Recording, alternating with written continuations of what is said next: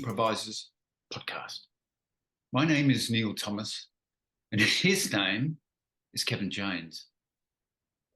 Thanks, Neil. This is a podcast series about improvising, by improvisers, for improvisers. There's not much more that I can say than that. No, and who are we talking with this episode, Kevin? Today, Neil, we've got Carolyn HANNA. Can you believe it? The inimitable Carolyn HANNA. Let's go.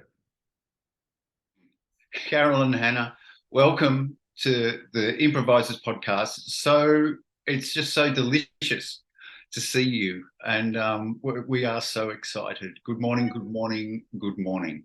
Good morning. That's a lot of mornings, and I feel like I'm going to add another one.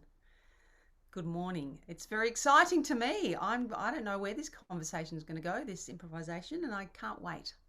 Let's start with you telling us all about you and performance, how you started, and up until now. Does that sound ambitious? It sounds really ambitious, and I'm totally up for it. In my aging years, I just get more and more into challenge. It's funny, isn't it? Before coming on, I was thinking, I knew you were going to ask me this question.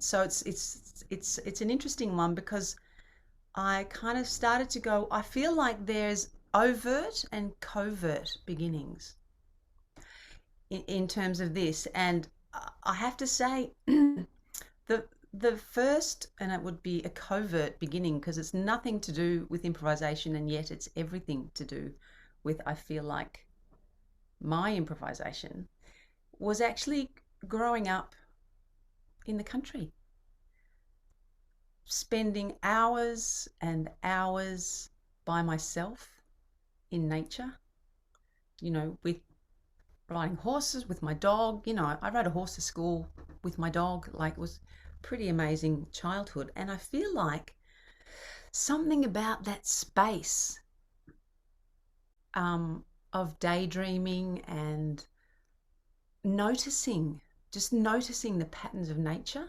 And I just feel like that was the most incredible layering foundation for what I do now. I draw on it all the time in my imagination. And so yeah, I would say that's my number one beginning. Actually, it's funny, I'm getting emotional just thinking about that. It's kind of extraordinary. Anyway, so the next introduction to improvisation was totally left field. It was my mother who met Nick Nichols, Lyndon Nichols' brother. Anyway, she came home and she did this a lot. I met this extraordinary person. I know you're into performing. They're looking for people who are interested in being part of a troupe. I think you should give them a ring. And I was studying at RMIT, and I was doing a Bachelor of Social Science with a major in environmental policy. And on the side, I'd met a most wonderful, kooky English clown who I'd fallen, deeply in love with. And we were, on the side, I'm going, I'll do the sensible thing and I'll finish my degree.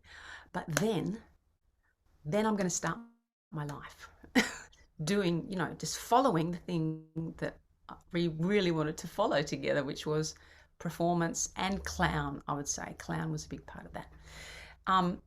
So what happened there? So we ended up in this troupe, and it was Nick Nichols, Steve Holland. Do you remember Steve Holland? He lives in New Zealand now.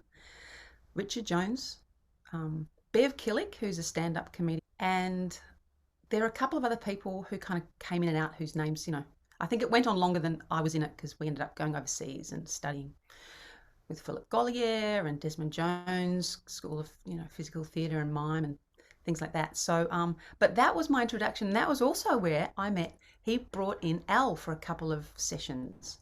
And so, I happened to meet This was all before I knew anything about Born in a Taxi. This was, and there was this idea that Nick was really, really passionate about, and he called it heralding. That was the name of his form.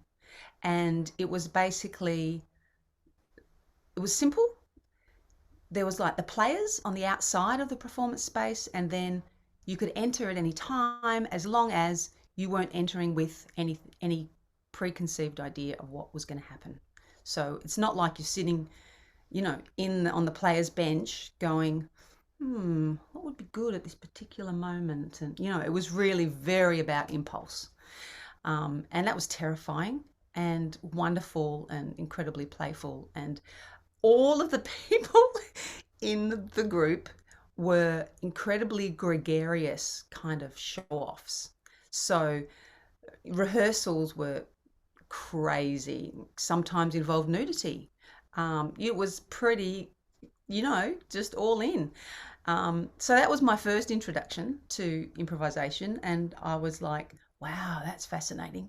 Don't know who's going to want to watch this, but wow, it's really interesting. Then I went overseas and did that study. So that was, golly, yeah, we don't need to go into that. But fascinating for so many reasons. And what it did do was kind of create this international network of people, because that's the students that go to all of these courses in London, have got their own lives and they've got their own things going on. So we were being invited to perform in France and do this and do that. And so it really started to set up this performance network, and also opening our eyes to what is possible and how many different ways there are of making work, and different forms, and still, anyway, so that's that. And then actually, I'm not getting this in chronological order, but I deferred, before I finished my studies, I deferred for a year to travel around Asia with Richard. I had a friend who died, and she was 21, and I went to her wake, and I was going to stay and finish my degree and then go and meet Richard, whose visa had run out and he was traveling in Asia already. So I just went, life is too short. Oh my God, I'm going to do this now. So we went and we traveled and we did all sorts of things. Like in Singapore, we got a job dancing in a nightclub, in this kind of the only really, really interesting nightclub in Singapore called Zoom. And they would do things like, they'd have themes every week, and they'd give us a budget to go and get costumes, and then we'd do little vignette performances, during those things. And so we were dancing, and then we were traveling, and then we were life modeling, and then we ended up in Japan, where we started busking in Ueno Park, and we created this. They were improvised mime stories, so we're very, set in the mime world, white-face mime, and we would improvise stories and then freeze in moments of tension, so that the audience wanted to pay us to go on. And so we just put hours and hours into these performances, and we ended up really making money, and we didn't expect it. And we came back from Japan with more money than we left after traveling for a year. And we went, oh my God, not only is this fun, but we actually have been able to support ourselves. And so it really kind of, things just started really moving then, going, okay, well, I better finish my degree, because, I've still got I've got a bit of a responsible gene in me. And I also was really interested in the content of that. I'm rambling a bit now, I realise. So what happened then? Oh, I know what happened. So we came back, and we went to Sydney to busk on Circular Quay, and it just happened to be Sydney Festival. And in the program in Sydney Festival that year, the Blue People were performing. And we happened to have a very fun little interaction while we were performing. I don't know if you remember, Neil, but I definitely do. And from that moment on, once we saw them, we just looked in the program every day and went, we're watching them, we're following them, we were absolutely so smitten with the form of it, because what we could tell was it had to be improvised, but it looked like it wasn't. The things they were doing with the audience, the way that they could make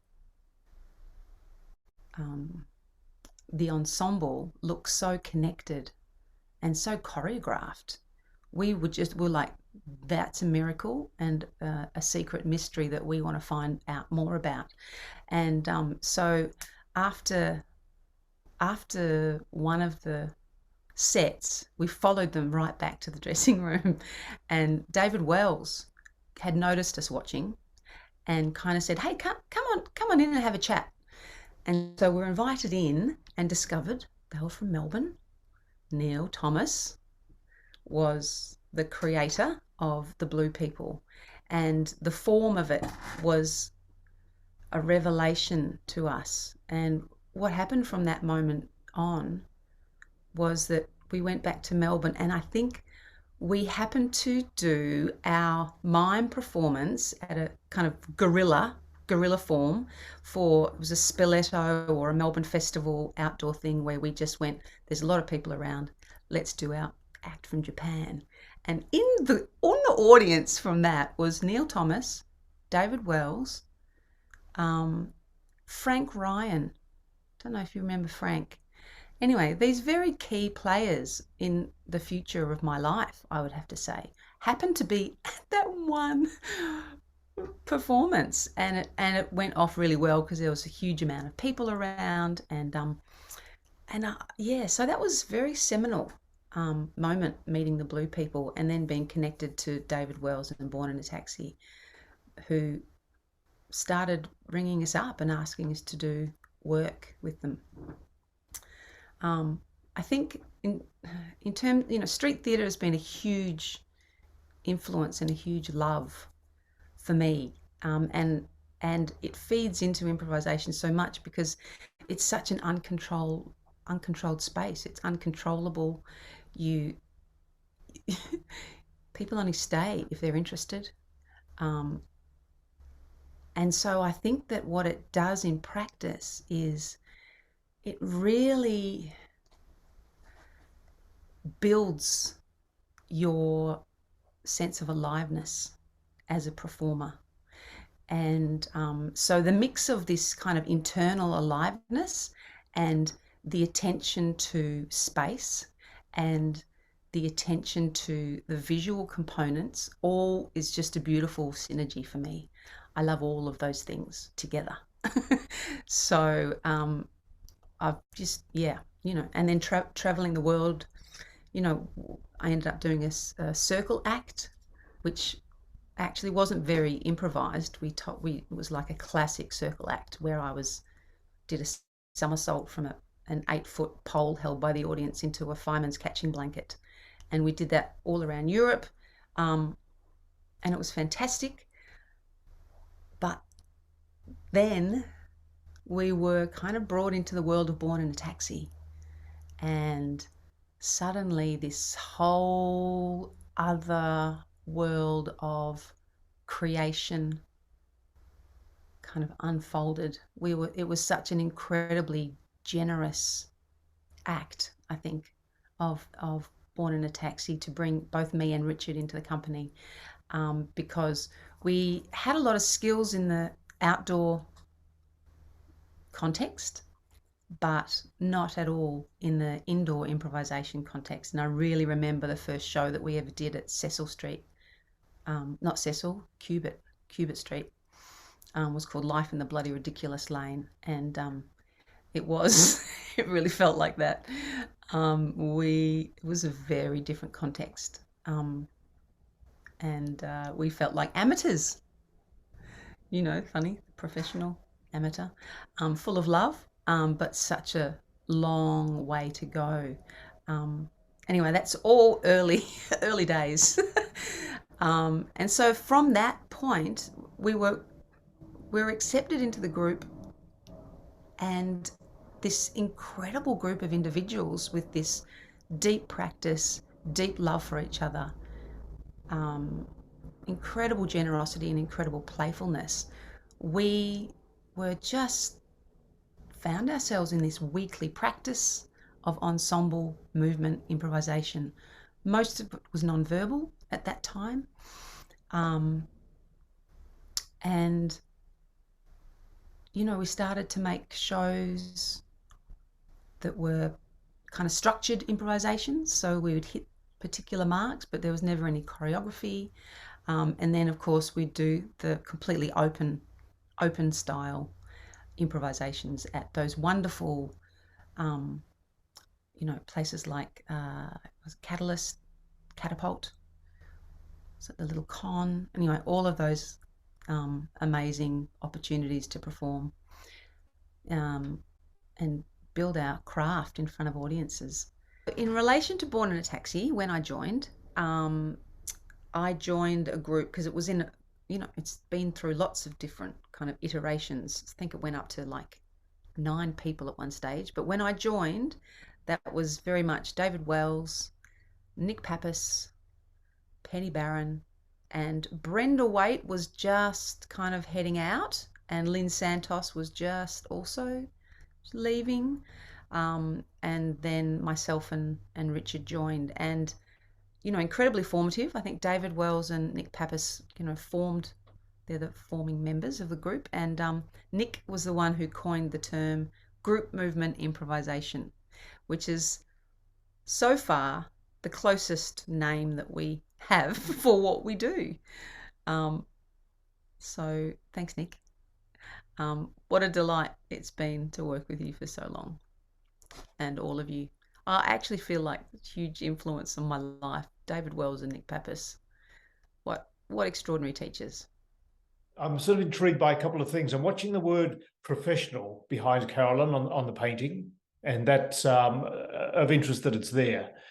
But I'm thinking of the uniqueness, Carolyn, of your background compared to, say, others we've interviewed previously as well, and particularly with many people in the improv world who may have grown up or trained under sort of Al Wonder and Cubitt Street and Cecil Street, and I think that world was somewhat contained, I think, to a world of people interested in improvisation, and I think it's a particular form of container, a niche world. Whereas I think with what you've done and what Born in a Taxi you've done, you've taken performance, particularly improvised performance, out into the world. You've, in some ways, earned your way in the world. Let's call that professional. And compared to a big slice of the improv world where performance has been very contained. So that's such a significant difference. That's not really a question, but an observation. But I guess that's landed you in a place where your way of being in the world via performance and via improvised performance has been an inherent day-to-day lived part of your world. Yeah, it's a great observation, and I do feel like I've definitely come at it from a different place, and yet as I get older, I feel like I'm now, we still have our outdoor work and all of that kind of the engine of that going along, but that this weekly practice kind of that's really about research into the form is definitely becoming much more part of my daily and weekly existence, and I'm loving that. I mean, it's probably worthwhile saying that I feel like probably for the first 10 years of being in Born in a Taxi, the terror of actually doing the indoor theatre improvisation was just huge. just huge. I'm going, I love it. But I really felt the anxiety of that. Whereas it's very interesting in terms of the context. You know, I was familiar with being outdoors with people and being playful with an audience in that way, and that didn't feel quite so terrifying for some reason. But it was something, the not being familiar with a paying audience who are expectant. I don't know. It took me quite a long time. That I've taken that in a different direction. But yeah. Could I just prompt you to talk a little bit more about the research? Well, I think ever since I've been in Taxi, there's been ongoing research. Like, I think Taxi has researched this idea of group ensemble movement methodology, where we have started with our Wonder scores, which is, you know, how Taxi was built from the Al Wonder lineage. And then, because we were one of the few companies really working in ensemble, there was 5 Square Meters, which were really into comedy, State of Flux, into Contact. And I feel like what Taxi did was really, really flesh out how to create pieces with a larger ensemble. You know, I think a lot of Al Wonder's students gone off and done solos, duets, but that has so been our focus. So the research around that has been for many, many, many years. Every time we'd find a new score that we're interested in, we would practice that score intensely, and then we would do a show based on that score. And so that was how we kept the research going for that. And now we've committed, and when I say we, of course, Penny Barron and musician Michael Havia, we have this annual performance practice that we will perform a season every year until one of us dies. Penny Barron says until we all die, which means we'll go from a trio to a duo to unless we're all in an aeroplane together or something. But you know, I'm seeing perhaps online performances in an aged care facility, maybe down that end. But so we have committed to this long form improvisation every year, which tracks this research, folds in to the work, our life, our preoccupations, the growing fascination with the craft, where we're at, you know, passionately around exploration. And so, and we've just started writing about it with Ria Dennis. We've been so amazing, having the space and the time to really write about the research of the work, so that it's not just an embodied practice, which I feel like, you know, we've built up 30 years of an embodied practice, but to be writing about it feels liberating and also offers the opportunity. I was so excited listening to Peter Trotman when he was talking about his map. You know, I was going, something that other people can climb into is so exciting. And so that's where we're at. We're writing about it, and we're kind of distilling 7 principles, and I can't wait to just dig more and more into that. Oh my God, Caro, you have to tell us what the 7 principles are. Well, At they're least still give us being a couple. formulated. They won't be as articulate yet, because we're still in the writing mode, but I can try. Go for it. So the first one is, and some of them are more broad, is basically to learn about self and others. Totally vital to functioning as a group. You know, this idea of leading and following and trusting the form. So that's kind of our number one. I think to understand how to open oneself out to receive and notice impulse, energy, offers, ideas from our imagination. I've already said another one, which is commitment to folding our life into our work. That's what improvisation is. You know, yeah, it's part of what it is. It's a big part of what it is. And something I'm really, really interested in, which is how to open the valve, you know, get to the creative source. I mean, it's the thing that I'm most fascinated in with improvisation, because it's the most surprising. How can you allow yourself to be a channel to transform energy into movement and meaning? So this idea around accessing the creative source, and that's really interesting. um, yeah. Connecting to each other and our audience, that's another one.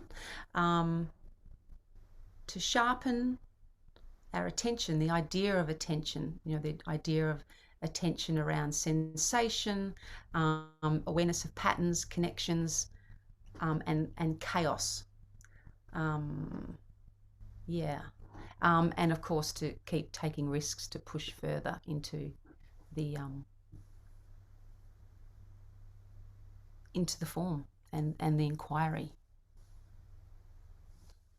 That'll do it.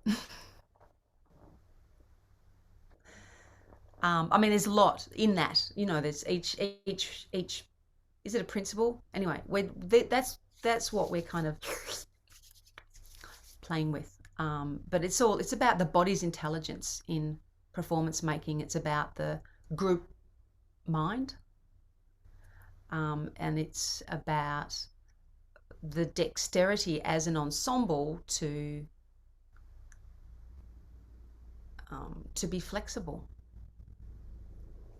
This idea of, you know, that split-second decision-making around assertion, support, leader, follower. Yeah, just being able to change tack based on where the performance is going in any moment. It's so exciting to hear that that work, because it's kind of completely what we're wanting to do here on the podcast, is to tease those things out. And the notion of principles is great. It occurred to me that all of those principles can easily be applied to the individual practice, solo practice, and a group practice, because the attention, presence, the body, how to get into the zone, connection with an audience. But there's something very different about working in a group, I think. And I think that is what you yourself and Born in a Taxi over the last 30 years have really focused very strongly on the ensemble. And it's a very different beast from single performers kind of oscillating around or in the various combinations or in space. There's the notion of a dedicated group beast, and the telepathy that goes on within that. I'd be interested in hearing a little bit more about any thoughts you had about that, or unpacking that. Yeah, I mean, it's an extraordinary experience to have lived most of my life working with the same consistent performers in terms of the depth and longevity of and consistency of that. I think it's an unusual experience in Australia. I think it's much more common in France and places where actually the arts are supported a bit more. But to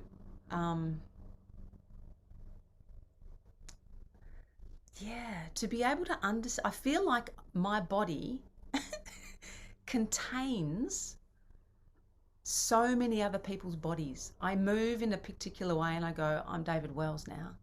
I move in a particular way and I go, or my eyes, I'm Lynn Santos. I move in I feel like my body contains so many memories, deep memory, embodied memories of other people's bodies. And that is extraordinary.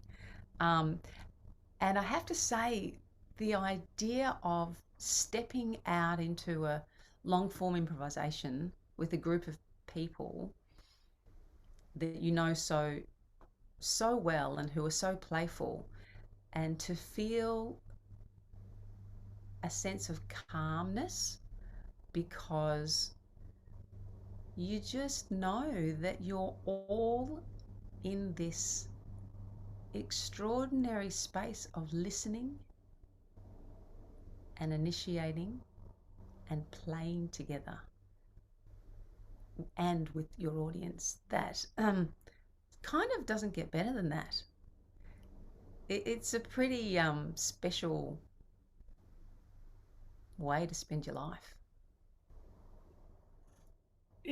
As you're saying that, I'm thinking for solo performers, the relationship is between them and the audience. But it's so wonderful to hear you speak of the sort of embeddedness within a group and the interactive life in the group. But I wanted to ask a question, and I'm going to read this because your yearly performance with Penny and Michael is called "No Former Performer Has Performed This Performance Before." And I think I've seen maybe 4 of those so far. But I'm imagining that yearly event, which is a long form improvised performance, going on for the rest of your lives. What a great commitment. But there's something I'm imagining about that yearly event being the fruition, I guess, of what has happened during that year for you as performers, and landing it in this place of bringing what our life has become over that year into a performance space together, and doing that year after year. I'm imagining that in those performances lies the fruit of what is gathered along the way. Would that be reasonable to say? And that this is an ongoing research and experiment of bringing into a long form performance, repeated over many nights or over a season, that which is accruing for you and for each of Penny and Michael. It's a wonderful, wonderful concept of ongoingness, of research, and of gathering knowings. Could you talk further about that, what you're finding out? Yeah. I feel like what this particular piece is doing is growing me as an artist in a way that I haven't felt before.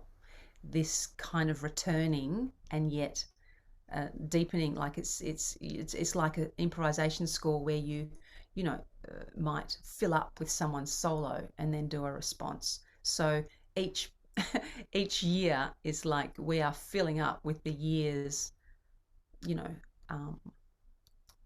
activities, learnings, challenges, and then the performance itself is what is released, what comes out from that filling up. So that's exactly what that piece is, and it's not always, but I do feel like it's a study of aging, and I think that's really important, especially in the context of improvisation, because as an artist that's now, in my 50s, I feel like I have so much more to offer in this particular form than I did in my 20s, which, as a physical performer, most people go, oh, most things, if you're being physical, it's like, well, you hit 30 and that's it. Think about something else. But, this study of aging and what that kind of experience, life experience, gives you, until we die, like we can be using this form right up until the end. And I just find that amazing. I'm going to put my ticket on that. Thanks very much. Something that can keep growing with me, and also with the ensemble. I mean, it's interesting, Michael Javier and I don't think we've mentioned Andrew Morrish, but this is very much a piece that we have been working with in collaboration and practice with Andrew Morrish. And so I do feel like, although he's not performing with us, that he's very, very much been from the very beginning a kind of a catalyst and an ongoing inspiration and mentor with this piece. Well, it's lovely to hear you speak of sort of the arc of a lifetime, I suppose, as we age, and the prospects that live and become possible, and the thriving that can happen through all phases of living and of accrued knowings that build over time, and what a resource that sits in your bones, I'm imagining, and in your muscles. Yeah, I mean, what's been interesting working with Andrew Morrish, of course, is this idea that we are so entwined in even in our psyches, like in who we are. We just know each other so well that there's been this process with no former performer of actually separating out, actually going, it's so in us to be together, that our work, a lot of people have to work on being together. Our work is on being a little bit more separate, a little bit more inquiry into our differences, and the analogy of the band is just such a great one. You don't necessarily want a band of harmoniums. You kind of really you really need the bass, and you need, and so what's been fantastic in this process has been discovering much more about who we are as individual performers, and how that creates a much deeper, much more interesting work. Wow. Caro, we could talk for hours. Um, my heart sings. It's just so lovely. It's overwhelmingly beautiful. And thank you so much for taking the time this morning. Thank you so much for being available today. That's very kind of you. And thanks for this research that you are doing in terms of being able to get inside the heads of some of these extraordinary people. I've just loved it. I've loved listening to everybody else, and I just want to say thanks for that.